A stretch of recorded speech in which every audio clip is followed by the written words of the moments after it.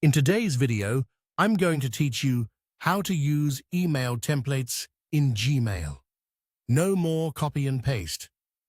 If you find yourself typing the same email over and over, Gmail's built-in templates feature will save you time and keep your messages consistent.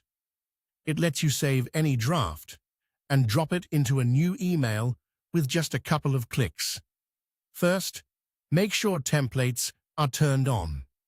Open Gmail in your web browser and sign in. In the top right, click the gear icon to open Settings, then choose See All Settings.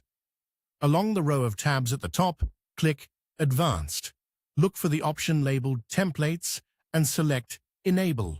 Now scroll to the bottom and click Save Changes. Gmail will refresh automatically. Give it a moment to reload your inbox before continuing. Next, create your first template. Click Compose to start a new message. Type the exact email you want to reuse. Write it the way you'd normally send it, and feel free to include placeholders like brackets for names or dates, so you remember what to personalize later.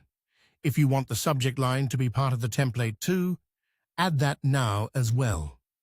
When the draft looks good, click the 3 vertical dots in the bottom right corner of the Compose window. Hover over Templates, then choose Save Draft as Template and select Save as New Template.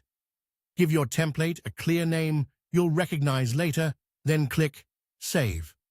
In that same Templates menu, you'll also see options to delete a template when you no longer need it. Using your template is just as simple. Whenever you need it, open a new Compose window or click Reply in an existing thread. Click the 3 vertical dots again, hover over Templates, and click the name of the template you saved. The text will instantly fill the body of your email, and if you saved a subject line with the draft, Gmail will insert that automatically too.